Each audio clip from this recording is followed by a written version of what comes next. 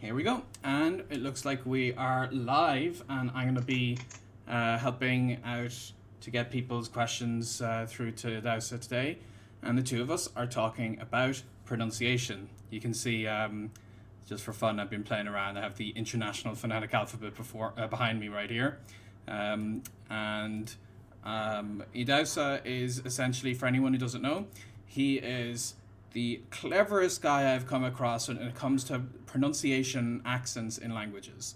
And he is the person who has guest posted the most on the Fluent in 3 Months blog, because he's so clever about these things. He's made videos of him singing in different languages, and he's also made me a convert when it comes to the use of the kind of, not just the International Phonetic Alphabet, but also understanding all of the explanations of mouth positions and phonetics in general.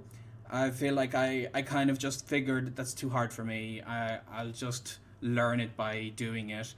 And he's really convinced me that the sounds of a language is what you should focus on as much as possible, especially if you're listening and speaking the language. Because if you are doing just the reading version, that's going to give you a particular bias. So, thanks for joining us today, Idahosa.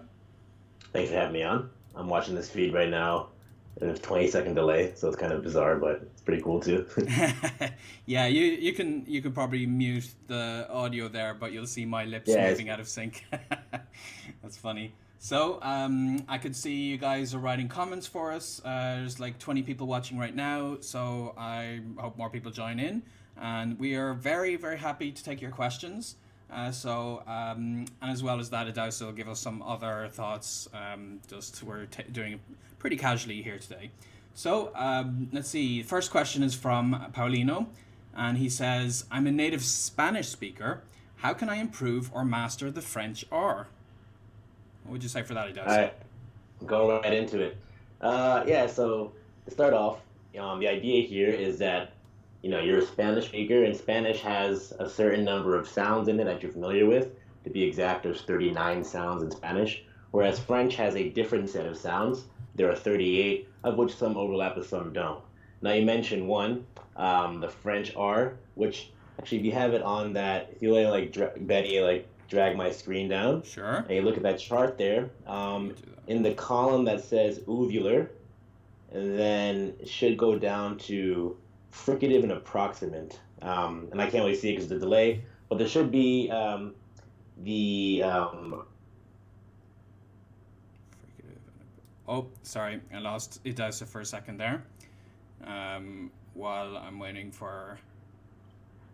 Oh, there. Here we search go. our Sorry method about that. I channel, just do I lost you for a have second. a video on how to do that? But quick thing, what's going on here is you're using a different part of your tongue to make this sound. You're using the back part of the tongue, the same part of the tongue we use to make the K sound in cucaracha, right? Or gato, the G sound, or Javier, the J sound. It's actually the same part of the tongue. So step one is developing an awareness of the part of the tongue that you're using to create the sound, which is the back of the tongue. So if you say it over and over again, you can start putting your attention on the feeling of your tongue. Once you have that awareness, what you need to do is pull the back of the tongue down more until it starts to get to the thing dangling in the back of your throat. This thing right here, it's called the uvula. I think about like the punching bag, like in the Tom and Jerry Oh yeah, cartoons when he's punching. that's right. That's the uvula, and that's why it's called uvular in the column. And what fricative and approximate means is that the back of your tongue is coming. This is the back of my tongue right here. Is coming to hit the uvula, and if you're just kind of getting close to it, you make this sound. And this is the approximate sound French people say when they speak fast, like "dans la merde," that sound. But then it was actually touching and starting to kind of make a bit of a friction sound there. Then you have one of the French sounds, and there's two of them. One, your vocal cords are vibrating, and the other one, your vocal cords are not vibrating. So that's a quick tutorial. But the main moral of the story here is that this sound does not exist in Spanish. It doesn't exist in English. Therefore, you have the muscles yet they're created. But if you understand what's happening in your mouth, if you can hear how the sound is, you can visualize what's going on in your mouth using the different charts and stuff we use in our programs, and then you practice it and do the repetitions, eventually it becomes second nature. I'm actually in Paris right now. I just got here yesterday, and I've been using my French R all day.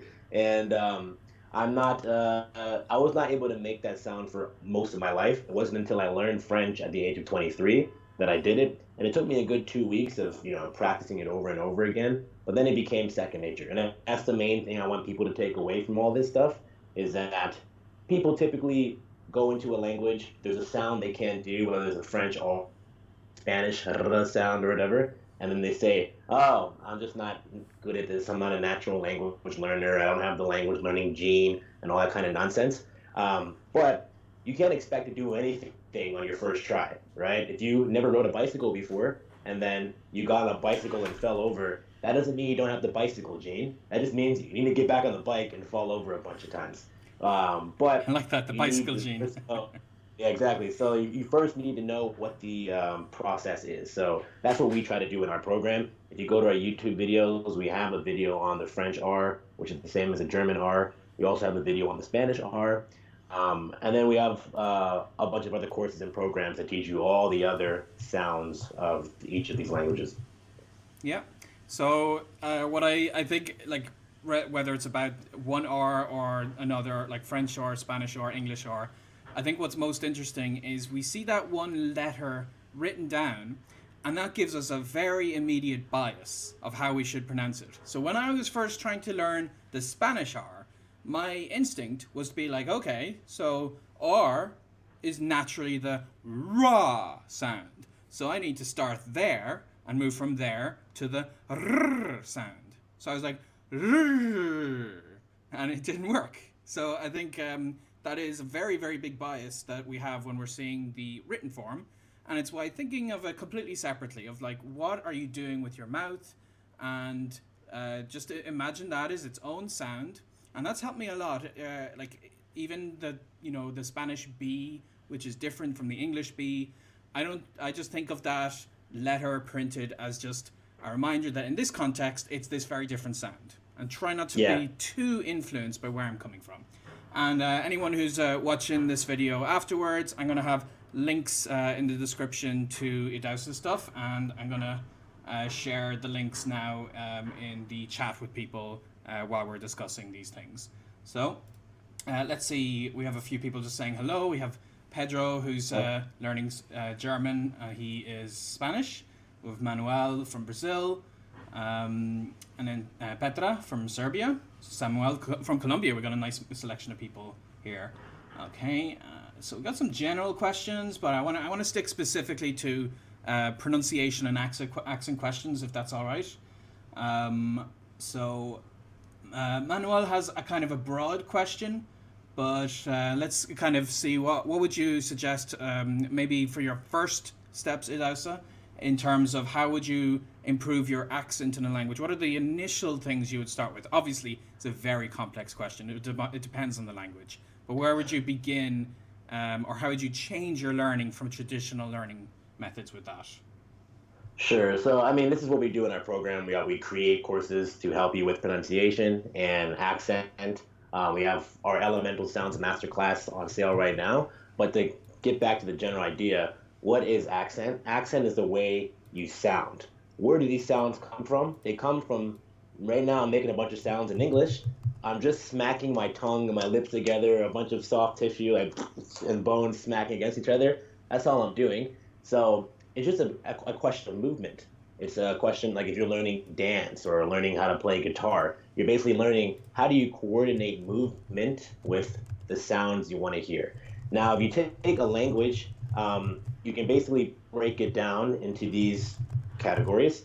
First, you have the specific movements you make, right? If I say, Susie, I'm saying the s, and it's the movement of my tongue coming to the alveolar ridge at this part and saying s, and then the ooh, and I'm putting voiced air through my mouth when my tongue is in the back position of ooh, and then the z, similar to the s, but now I'm vibrating my vocal cords, and then the e, where now my tongue is at the front part of my mouth and shaping my mouth in such a way. So I'm getting very technical. You don't need to know what I'm talking about right now. What I'm trying to show you is that you first have these movements, and these movements correspond or link to the elemental sounds.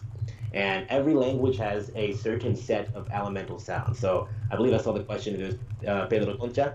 He's asking, wie kann ich mein Deutsch Aussprache verbessern? Mm-hmm. And that is German has 56 elemental sounds. So step number one is find out what those sounds are.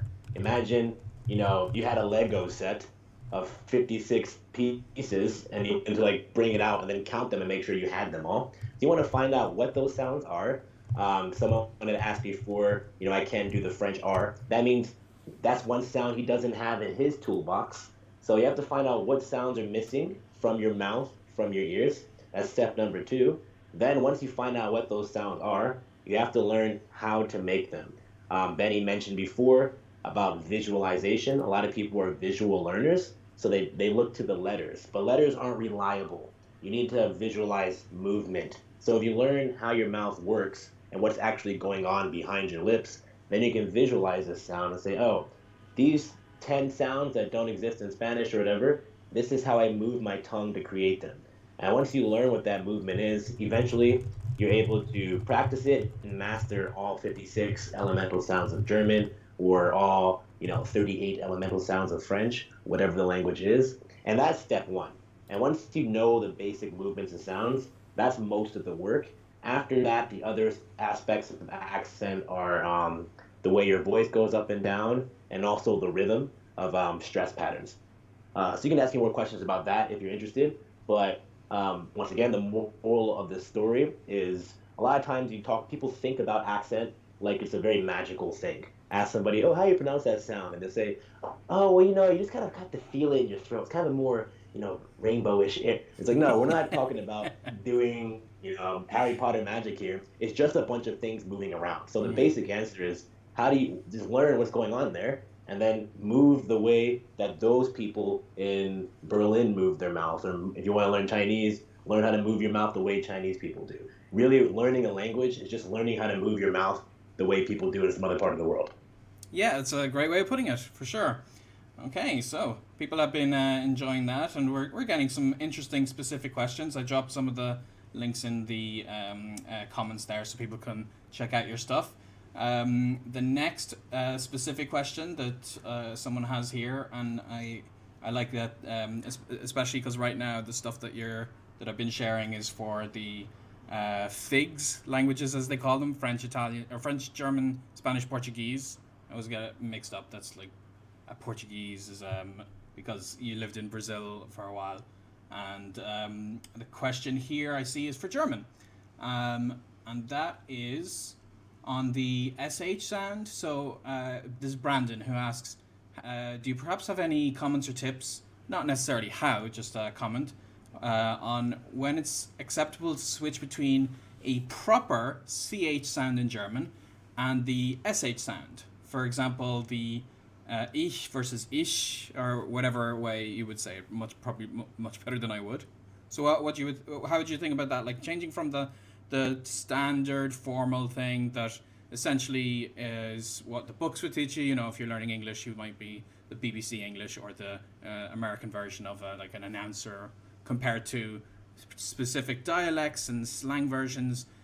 Do you have an idea for that? Do you try to do it from the very start to do like the generic version, or do you have a focus more on a particular dialect and get influenced by that? Sure. So let's take a step back. And so, we have the course 56 Elemental Sounds of German.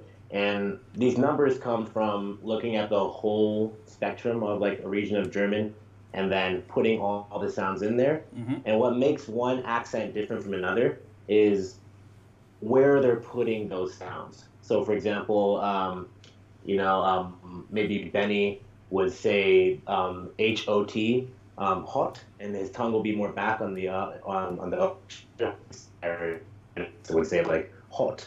Whereas I would say hot because I'm from the US, I'm doing a different vowel sound. However, both British English and American English have both of those vowels. So that's why we use IPA. If you can kind of detach from your accent or your spelling system and just look at sounds as movements, and you say, what? So your question then we can reframe as saying, when should you use this sh movement versus this movement? It's all based on who you're trying to speak with. And I always tell people the best accent to learn is the accent of the person standing in front of you, because if the whole point of learning language is to connect with people, and the more you sound like someone, the more you can connect with them. Now, specifically, there might be some confusion here. I don't know any variety of German where you would pronounce the word for I, which is ich, you would pronounce that as ish. Yeah, I was This thinking is that. typically how like Americans with an accent will say it, but I've never heard it said that way in German. Now, if you want to use that chart, so we have it here, I can show you the difference. If you look on the column, there should be a column that says palatal, Okay, let me see. and yeah, palatal, and then you see the row that says fricative, and then on the left side, I can't see it, my face in the way, but it's a delay. But eventually, if I know my stuff, it will reveal that Uh-huh. the left letter will be kind of like a C looking sound with like a thing under it. Mm-hmm. This is called the voiceless palatal fricative, and that is the typical way of pronouncing the ch in words like if in Biskin. Yeah, there it is. Biskin. Um, um, Blanking on words right now, but Yeah, I know what you voice. mean. Yeah, that Yeah, yeah, and very that's standard the German. exactly. So that's that sound. So if you can think about it as like that sound, which is made with the middle part of the tongue going up against the hard palate, which is the part of the mouth that gets burnt when you eat like a hot pizza or drink a hot coffee, then that's that sound. So when's it appropriate? It's appropriate if the person you're talking to uses that sound to say the word ish or biscuit. Mm-hmm. Whereas the sh sound, this shows up in words like Schule and Schuhe and Schauban, whatever. And then this is actually the post-alveolar fricative, that kind of S-shaped looking thing like on the cello or the violin. Mm-hmm. That symbol is a different symbol. It's a different sound. It's made. This is the same sh from shoes in English. So what happens is within the 42 elemental sounds of English, American English, we have the sh sound, but we don't have the palatal sound. So what does the brain do when it sees the sound, doesn't know? It just like kind of sounds like this, whatever, they're all the same, and Mm-hmm. then combines them. So your job then is to learn how to separate them, and then when you come into a conversation and you're mimicking people, then you can hear very specifically like, oh, he's doing that one right now. Let me repeat it. Let me mimic it. So that's my general answer to that question. Yeah. Okay, so I like that, and something that you're saying that always rings through to me whenever I do Q and A's. People have very specific questions they think are the problems they have to worry about. Like, I have to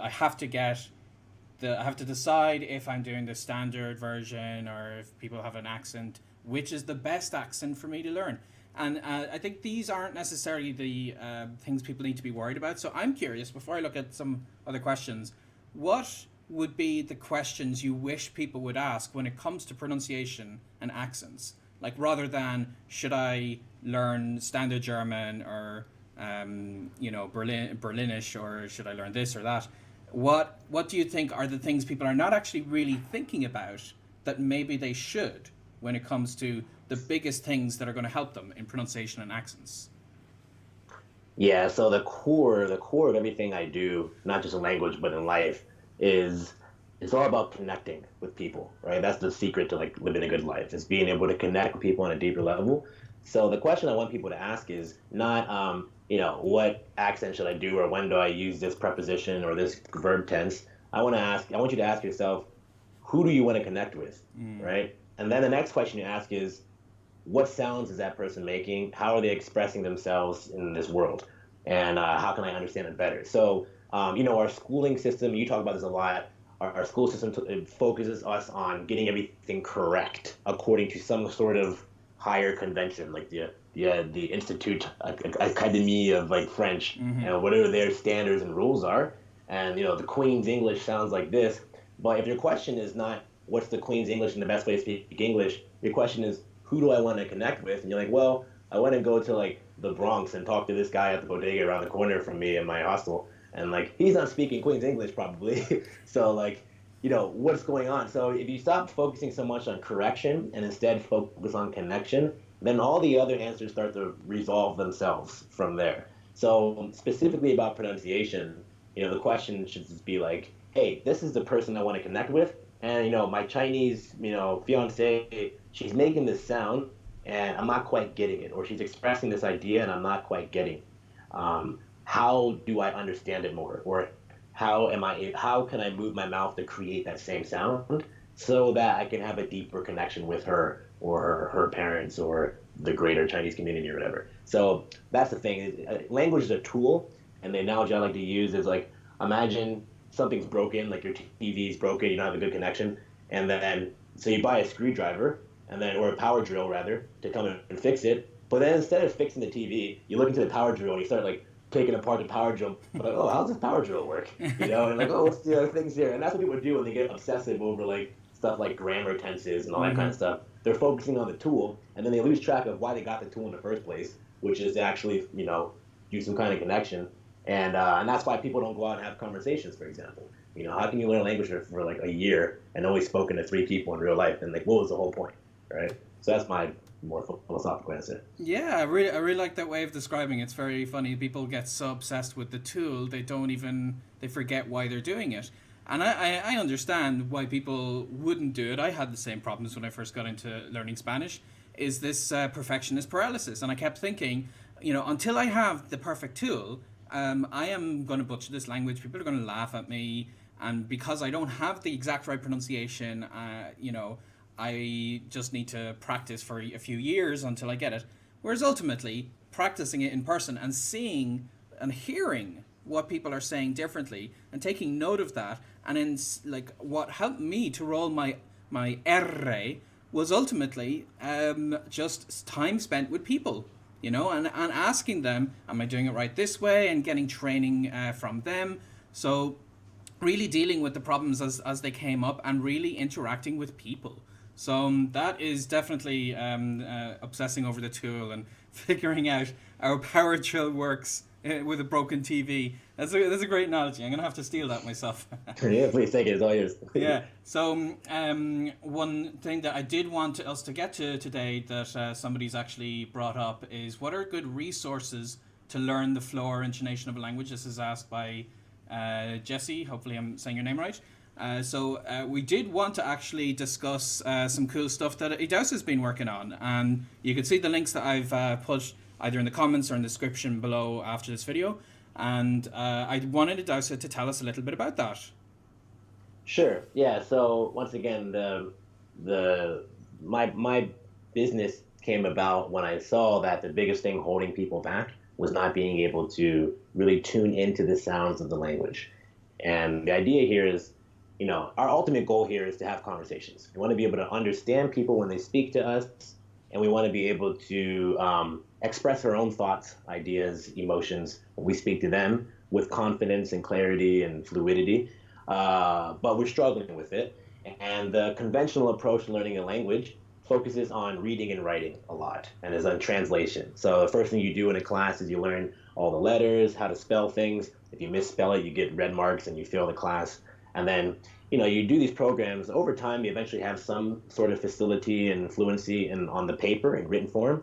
And then the idea is to kind of lift it off the page and be able to do those translations and communications in conversation. But that's where everyone gets stuck. And the reason they get stuck is because there's a barrier of sound in between. So when I realized that, I was like, okay, I need to make a program that helps people understand sound better and trains their ears to hear the small nuances of sound and language, and trains their mouth to create those sounds and with the type of ease you have in your first language. So I mentioned before, the very first step is learning what the elemental sounds are and then training those. So we have 4 courses that we're launching this week.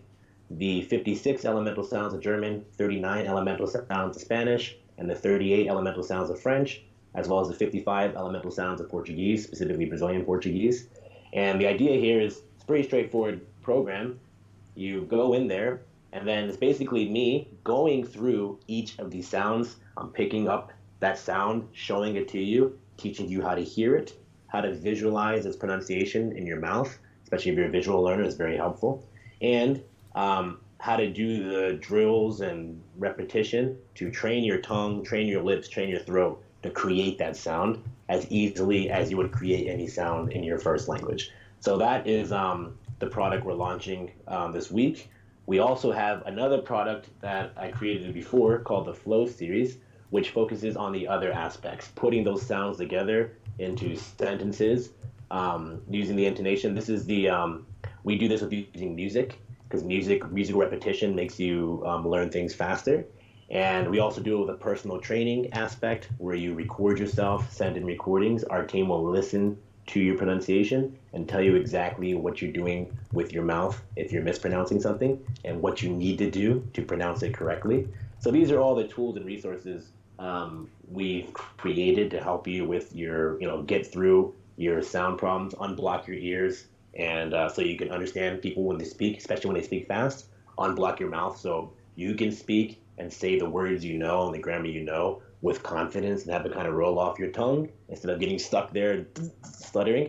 So this is the we're focused on the physical part, and those are our two products. But we're launching the Elemental Sounds Masterclass this week at a discount, and if you purchase it, then you can actually upgrade your order with the personal training from the Flow series at a bigger discount, a much bigger discount than what we have on our website. So that's the general thing we're doing now. I can also answer questions to, I think someone asked how you can do this stuff on your own if you want to, if you don't want to pay for our program. It's all the same stuff. It's all the same basic theory. We just try to make it much easier for you and save you all the headache that I had to go through when I created this stuff. Yeah, and we can get into like how people can do it by themselves. I actually, one thing, if people have a chance to glance at on my channel, I had a project that Idahosa actually helped me with, because I wanted to understand while I was moving to the US what makes an American accent different to an Irish accent. And of course, this is a complex question because there's no such thing as an American accent. There are many different regions of the country. So I picked a friend of mine, Sean Ogle, who's from Portland, Oregon, and I tried to mimic some of the things that he said. And what Idahosa was doing with me was I was submitting audio of me attempting to mimic my friend Sean, to mimic what he was saying. And at first, what is so interesting to me, and I think this is something that might happen in general across different cultures, is when people try to mimic someone else, there's a little sense that if you are maybe not aware of it, you tend to nasalize it. And I realized whenever I tried to mimic an American accent, I would just be suddenly talking through my nose, and I'd be like, "Oh my god," and that obviously makes no sense. And it was just very interesting to me to hear how I could do this, and I did genuinely learn, especially the vowels. I found it so interesting to see how American vowels open up more than what I was doing. And this is because of the kind of training that Idahosa was actually like looking at the individual phonemes I was producing and telling me what I could do to open it. I have to, like, instead of, I forget the example of a word we used, but instead of I don't know, open, it was like open. It was like whatever way it was, I had to like add more to the sound, as it were. And so that's the kind of thing that you think about when you're thinking about your accent, is the actual audio sound itself.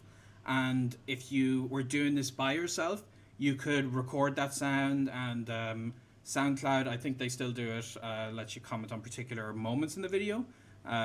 You can do that and like say, right here you need to elongate this, or you need to work on this consonant. So you can have a native speaker, and you can have someone, an italki exchange, or your teacher, to look at that. But ultimately, someone with familiarity with this subject can give you a very different understanding of it. And I learned this because Brazilian Portuguese is a language I've also dived into, and I really wanted to improve my accent. And I tried teachers, like very, very good Portuguese teachers, but ultimately a music teacher was the one who changed everything for me. And she taught me about the musicality of Portuguese. And this really and truly helped me improve my accent dramatically. So it's not just about somebody knowing the accent, like the language inside and out. And I think that's that's kind of intuitively, when we think, we want to speak with no accent, we imagine a teacher who knows the grammar and the expressions inside and out. But ultimately, it's kind of a very different expertise. And it's one reason why I like working with Idahosa on things like this. And I really genuinely love his stuff. I hope you guys check it out. And I like the relationship between music, especially. And here, someone's actually mentioned this. They said that this is from John. He said, "Hi, Idahosa. I've implemented your techniques into my language learning using Audacity and find it really enjoyable using French rap songs. As a white guy, I was a bit taken aback." So I think that's very funny because like the idea of like a white guy like me trying to like actually rap a song, unless I'm Eminem or whatever, it may sound very strange, but ultimately rap is actually one of the best ways for us to really hear the sounds of the language. Because I think the music, when people sing it, think something changes. Like, wouldn't you say that? Yeah, so there's two types of lyrical music. There's rapping and singing. The main difference being in singing, you're adding a melody to it. So right now, I'm not really putting, if I spoke to you like this, as if we lived in a musical, everything would be different. But unfortunately, we don't live in a musical. Maybe one day. Part of accent is the intonation, so that gets lost when you're singing. But the thing is, when you remove melody and I'm just talking in a song, I have to keep it interesting. So to fill that interesting space, I'll make it more rhythmic, faster, and have a lot more kind of tongue twisters and other things that make rapping, a challenge. So, I like to use rap for learning a language because you're basically putting yourself in the most challenging, physical pronunciation place. And I actually learned that in Brazil myself. I always like kind of fooled around and freestyle rapped as a kid and had fun with it. And then one day in Rio, I was walking home at night and found like a little, freestyle cipher, rap group going on. And I saw these Brazilian guys like rapping, "A vida está mais gente pra uma capa." And I'm like, oh, cool, these guys are rapping. I can do this. And I walked in and like I already spoke Portuguese conversationally, but then I came into the circle and I'm like, eu sou americano. And it was like really bad and corny. And I was like, man, what's going on here? So then, I went back to the drawing board and started teaching myself these rap songs, trying to teach myself how to freestyle rap. And it took me a lot of work, and then a lot of my ideas came from doing that process. And then I came back to the cipher one day, like Eminem and 8 Mile, and I'm ready to start it off. And I was much better and able to do it. I was still really hard though. But then what I found is if I'm just forcing my brain to the limit to try to rap or even freestyle rap in this language, when I go back and talk to someone in a normal conversation, it was way easier because I forced my mouth into the extremes. Coming back a step into everyday life was better. So this is why I bring music into it. It makes it it's all about repetition at the end of the day. You need to do these physical movements over and over again until they become second nature. And usually repetition on its own can be very boring. So they call like, rote repetition. You're just like blah blah. But the only time repetition is not boring is when it's a beat, right? That's all music is, just a repeated beat over and over again. But for some reason the way our human brains are designed, whenever there's a beat, we all want to like just go nuts and like shake our bodies and like you fall into it. So I might as well use that little quirk of the human brain and bring it into our language program to make it more interesting. Yeah, definitely, and it's really given me an appreciation for rap, especially in learning other languages. Is that it's closer to the spoken form in a way, because the like you said, there is that melody added. I feel like when you're singing, there's a tendency to say things the correct way more often. You're going to actually like pronounce each thing the way it would theoretically be told to you in a book. Whereas with rap, because you tend to rap quickly, you're going to speak more naturally, and you Yeah. might like lose an odd consonant or whatever that is kind of the way people actually speak, and that's what we Yeah, it's want. close to I how you think actually speak. Yeah. there's this kind of too much of let's do the official thing, let's do what the book tells us to do, and sometimes you gotta not do that. You gotta actually, like you said, spend time with human beings, hear how they're actually talking, and sometimes maybe do things that the books would not recommend that you do, and people are more likely to embrace you into their communities that way, and really feel like, wow, this guy could actually be a speaker of this language, like a native speaker. You might get confused for that on many occasions. I'm sure you have. Yeah, all the time, and that's the point. Is that once again, it's not about the language, it's about the people and being able to connect with them. And if I spoke English like this, word for word, then you'd be able to understand me pretty fine. But if I met you at a party and I was talking that way, you'd be like, "Oh, look, I gotta go somewhere, so I'll talk to you later." I wouldn't be able to connect with you as much. But if I'm speaking much faster, or I'm speaking in your slang and things together and flowing the way they naturally do in your neck of the woods, then all of a sudden you're like, hey, we're gonna grab some beers. You want to come with us? And so that's the idea for me. Accent is not just something you do to like impress people. It's something you do to once again close that barrier between you and that group, so you can connect and make friends, make romantic relationships, make business relationships. So yeah, it all comes back to that in the end, and back to that point about the rapping.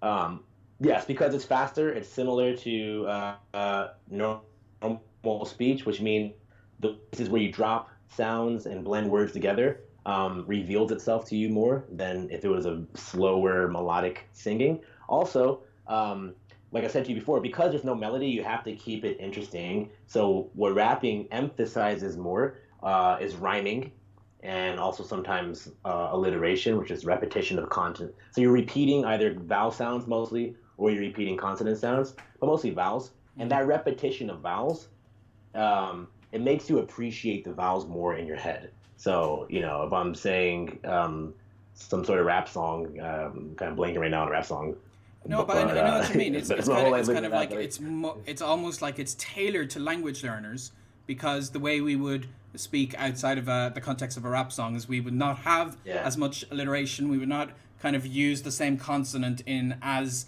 a yeah, consistently tight way. So this way you might yeah, hear the L sound like four times in a row, and yeah, exactly. that's like the package of language Well, learning for you I'll right give you an there. example. Like, so, all right, so one rap song I know is like that I have a video on YouTube where I'm rapping in 8 languages, Mm-hmm. and the English part is I say, "Let me tell you about a situation. We live in a world divided by races and nations, and nobody learns the other person's language." So I'm basically repeating these two vowel sounds, a and I. So Mm-hmm. let me tell you about a situation. We live in a world divided by races and nations, and if you had the IPA for vowels there, you would see that it's just the A vowel and the Yeah. I vowel that I'm repeating at different parts of the beat, and that's why it sounds good. Well, I hope it sounds good. And if I was doing different sounds or a different beat, it would, or no repetition at all, it would just sound like normal speech. Yeah. So now imagine you're a Spanish learner and you don't have the I sound, and or sorry, you're a Spanish speaker, like you're from Colombia or Mexico, and you don't have that I sound, then listening to that, with an accent, you say, "Let me tell you about the situation. We Mm-hmm. live in a world divided by the races." But then if you come and you say, "No, actually, it's not the E," you have to lower your tongue a little bit to the I. Nation, races. And then you're like, okay. And then it's more obvious to you in the song than it is in the people speaking normally. Yeah, definitely. That's very very interesting, and so I really hope people check out your stuff on this, because the availability of things that help people genuinely learn these key things that are so crucial to helping them with their pronunciation, and seeing them in the right context, and especially the way just that you presented the International Phonetic Alphabet, and like how to understand mouth positions. Like I previously, if I saw a diagram that showed like a side split of somebody with their tongue, I'd be like, no, no, no, I don't want to deal with that. But the way you present it is very, very straightforward. So I would highly recommend people check out Idahosa's stuff.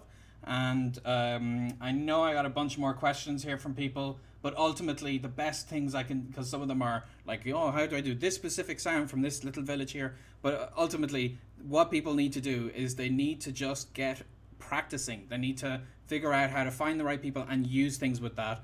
And we can help them for these specific languages using the stuff that Idahosa has come up with.